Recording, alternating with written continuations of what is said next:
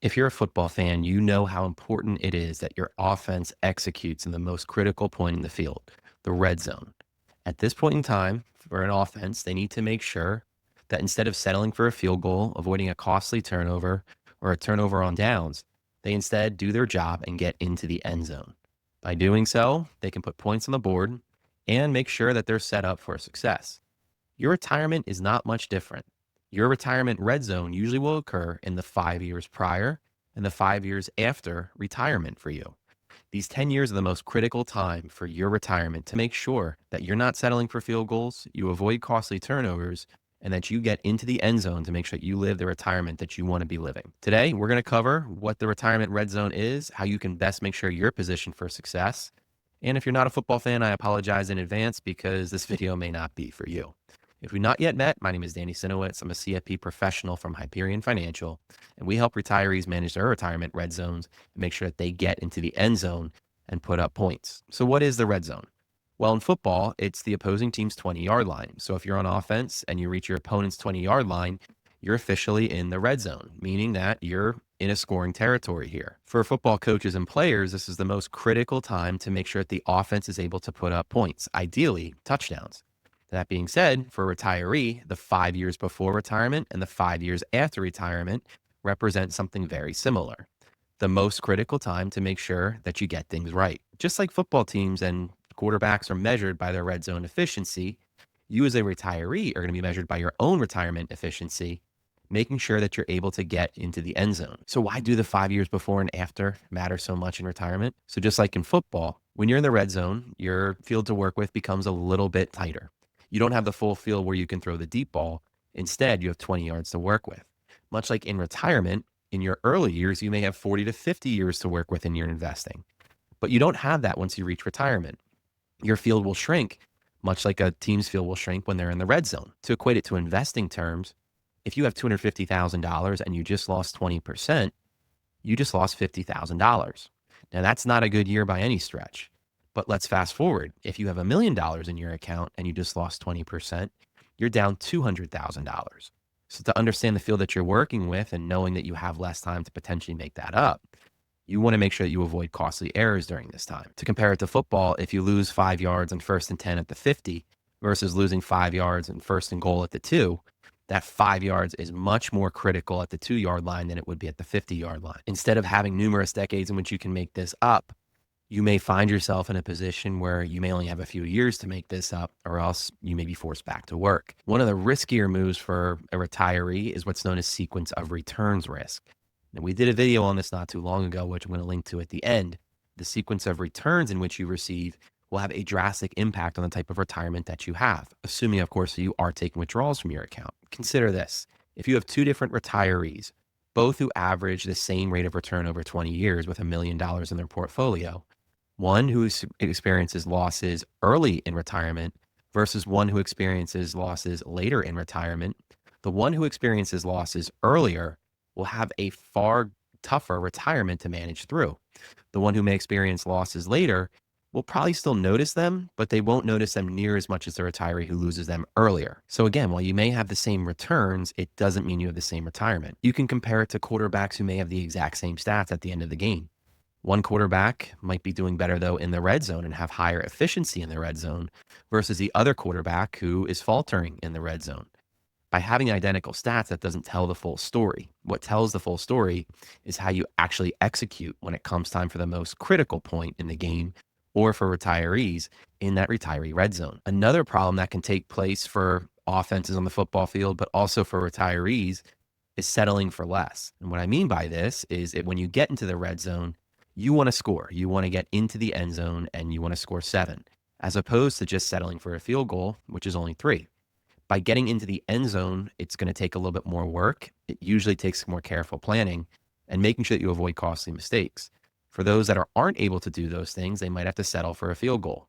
So rather than settling for 3, you want to score 7. And to do that, you have to make sure that your plan is able to equip the risks that you may face. So just like an effective football team in the red zone is going to make sure that their formations and their personnel match up, a retiree should be doing the same. What got you into the red zone may not get you into the end zone.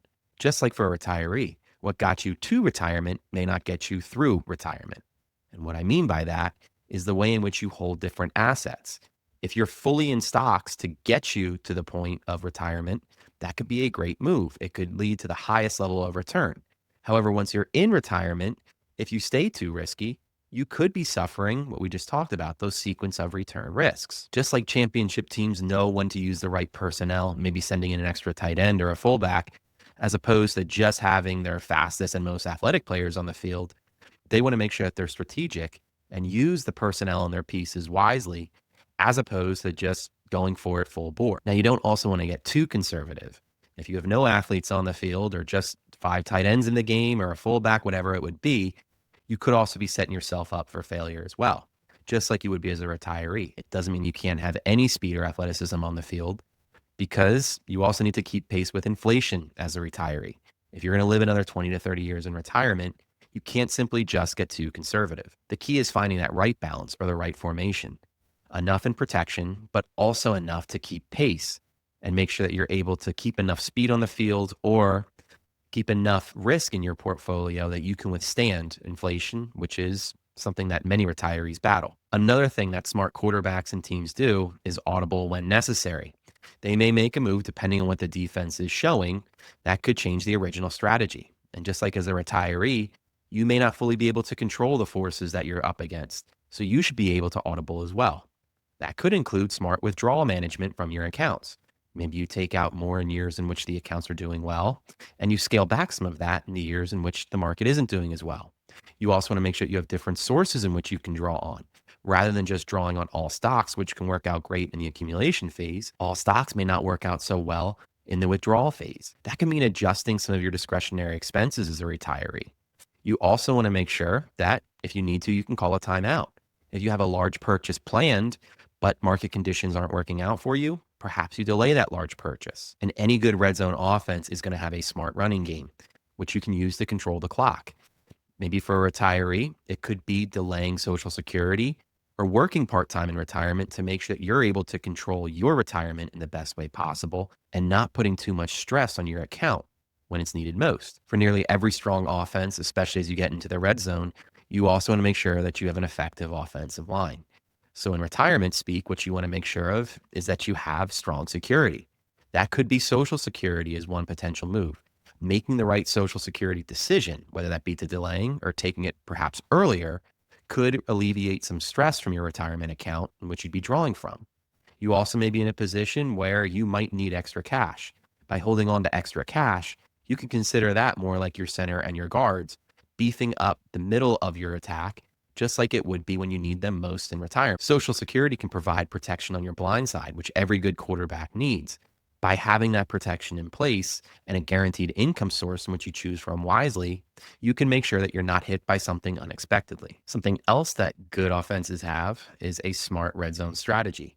And just like you should be in position where you as a retiree have smart tax efficient ways in which you can do your best to keep what you've earned, smart offenses want to make sure that they're using everything that's legal within the playbook to do just that. Whether it be coordinating a different snap count, whether it be using misdirection or motions, or whether it be just designing pick plays that could best put you in position, retirees are now in a position where they can be more selective in their type of withdrawals in which they take.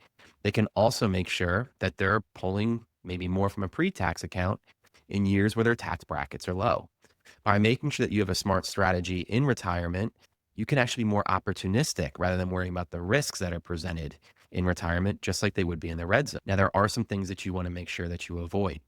Just like you want to make sure that you avoid costly turnovers, you also want to make sure that you're avoiding being too emotional in retirement. The big thing that can end up happening is that the pressure can build as you get closer to the end zone. That pressure can also build when you've built up more than you have possibly imagined that you could have saved in your entire life. A sudden market correction could lead to some pressure on you within your portfolio. By not getting emotional to seeing some of these corrections and losing more money than you ever would have imagined, you can make sure that your strategy is still in place to get into the end zone. You also don't want to have predictive play calling in the red zone, just like you don't want to have rigid retirement withdrawal rules. If you stay too rigid, you could be subject to the forces that be. And if you're not able to adapt accordingly, not only would you not be able to score in the red zone, You may find yourself in position where you're losing yardage rather than gaining yardage. You don't want to have to face penalties in the red zone either. That's when it's most critical to avoid them.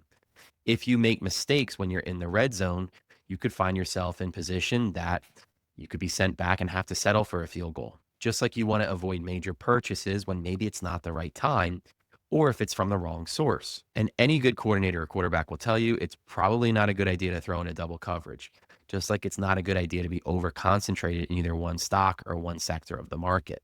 By being too over concentrated, you could find yourself in position that you could run out of money, especially in the event that that type of concentration has down years that are successive in a row or sudden market downturns. Making sure that you understand how your healthcare expenses are going to be taking place in retirement, or how much to withdraw in a given year, or how much you should be gifting, whatever that may be. You should know the type of plan that you have in place and making sure that it matches up with your time horizon. And for some retirees, you might be forced into a third or fourth down decision.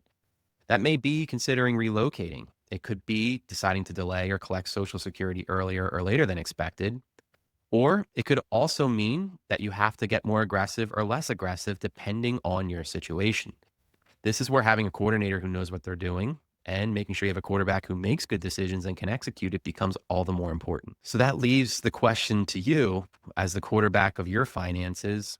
How are you best going to be handling it when you find yourself in the red zone? You've worked years and years to get to this point, but by making the smarter decisions, by avoiding costly turnovers and not settling for points when you could get yourself into the end zone, it becomes all the more important to make sure that these decisions are magnified. Now, many retirees are certainly adaptable and can find a way to make it work, but by making the best decisions possible and by making sure that you're avoiding some of these costly mistakes, you can make sure that your retirement is in position where you can get 7 instead of settling for 3 or a costly turnover. If you haven't yet subscribed, I suggest you do so. We cover much information when it comes to retirement planning. Also, as I mentioned, sequence of returns risk is a very real threat. If you're unfamiliar with how it works, check out this video right here to get a better feel of how that could affect you and your portfolio in retirement.